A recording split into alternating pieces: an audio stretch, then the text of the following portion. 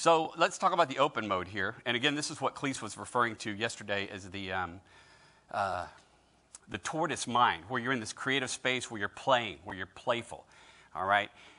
This is, once you get to that point, once you follow those things that he was talking about, where you kind of get out and you're having a good time and you're enjoying yourself, and maybe you're riding your bike or at your favorite coffee spot, and you have an hour or hour and a half carved out of quiet time to let that brilliant idea come to you.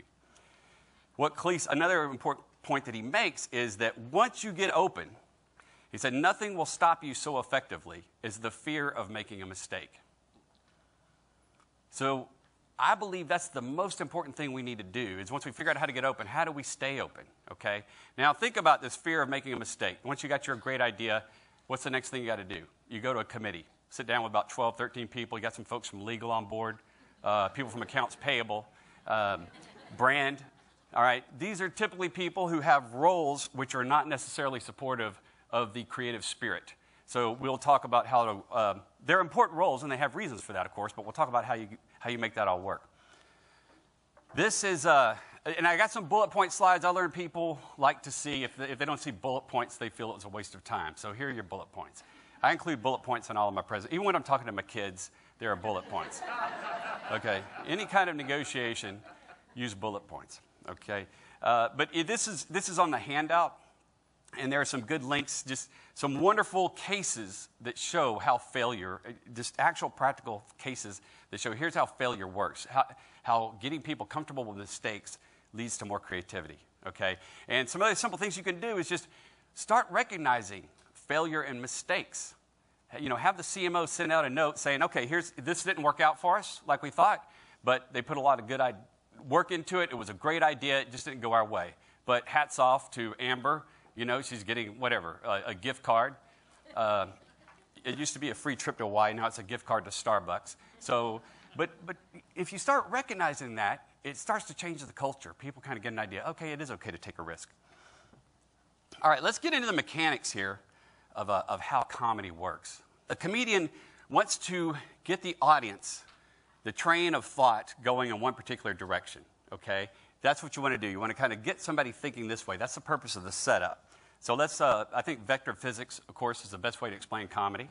It's just really funny, even as you say it. So you want to use a setup to get this happening, and then you interrupt them with a refrigerator. So that's just basically the formula. But this is the punchline. It doesn't always have to be a refrigerator. It could be any old household appliance. Cuisinart's fine. But you want to get the thought going this way and get somebody kind of nodding along with, oh, yeah, I know what you're talking about. And then, bam, with the punchline and surprise them. Okay? Now we'll talk about a few ways on how you implement that. Here's some formulas. The hard left turn, that's just kind of one of my, it's not an official vocabulary in comedy. That's just what my friend and I call it. But that's what we just saw in the Sears commercial. These are also not mutually exclusive. There's overlap all the way through this. Comedy's not just a clean science, unfortunately. Juxtaposition, I think we'll do some exercises with juxtaposition today. And I think this is one of the best ways to come up with new ideas. When you're just staring at the blank piece of paper and you're trying to come up with something new, you can really get to genius with this pretty easily.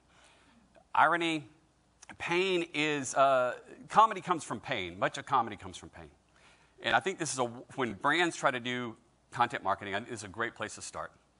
If you look at the pain that your customer's experiencing, that you can solve, and play around in that area, now you've created something relevant. Because not only have you made something funny that your customer might laugh at, but you've established, you have empathy because you understand what their needs are and what they're struggling with. So that's a great place to start. What's my customer's pain point? And thinking about how you solve it, you don't bring that into the comedy, but you just exaggerate that a bit, the customer's pain point. So let's do juxtaposition here. What you do is you take two unrelated, totally unrelated suggestions, if you're doing an improv show, and then you just match them up side by side. You kind of merge the two, all right? So let's just look how this works. Let me have a suggestion. It could be anything. Chinchillas. I'm sorry, I should have. It could be anything except for chinchillas. I'm sorry. That's unacceptable. No, that's gold. That's comedy gold right there. Chinchillas. Okay, and then what was I had another. Marshmallows. Okay. So suggestion 1 is chinchillas. All right. What you want to do there is you start, this is a brainstorming point, and you want to write down, you do webbing. And I'll show you. Does anybody ever done webbing? All the time. Okay. We have one, Ann? Okay, one person. I said all the time. All the time, yes. Okay, so Ann's done it. Nobody, the rest of you can leave. This is webbing here, all right? This is what, it's when you draw down, you write down chinchillas, all right? Write that down in the center of the paper, and then you keep writing. Do not stop. Try to keep your pen on the paper the whole time. And then, what is chinchillas? What do you think of when you think of a chinchilla? Fur? Squirrel? All teeth, write that down, all these things. I think of an SNL sketch, anything. There are no wrong answers. You just, Traps. what's that? Traps. Chinchilla. That's kind of dark. Okay. I'm sorry. I'm going to have to ask Ann to leave now. So Pete is here in the audience today, so let's not have anything else angry against pets. Can we do that for the rest of the day? I'm kidding. Thank you. Write all that stuff down, everything. Don't judge yourself. If it's crazy, write it down. That could lead to gold. So you do that with chinchillas. And then what was the other thing? Thank you. Of course. How could I forget? Marshmallows. What do you think of? What do we all think of? What do you associate with marshmallows? It's just word association. S'mores. Perfect. All this stuff. Write all that stuff down. And now you do this. You write those things down. So let's see. We had... And then you see if there's a pattern or if bringing those two things together, 2 points together there, come up with an idea. So we had like fires, s'mores, campfire. Girl Scouts, lighter fluid, explosions. Wow. Okay. We'll pick one of those ideas. Chinchillas. Help me go back to chinchillas. What we had? Teeth, traps, trap. All right. So this is marshmallow traps. There it is. There's the idea. All right. So that could be, look, Jenny just brought up, she connected 2 ideas, marshmallows and traps. Is that clear? That we had this from the chinchilla idea, okay? And then, because again, this is nonsense, keep in mind. I'm asking you to follow this path of nonsense and absurdity. So now Jenny picks, let's see how we can marry traps and marshmallows.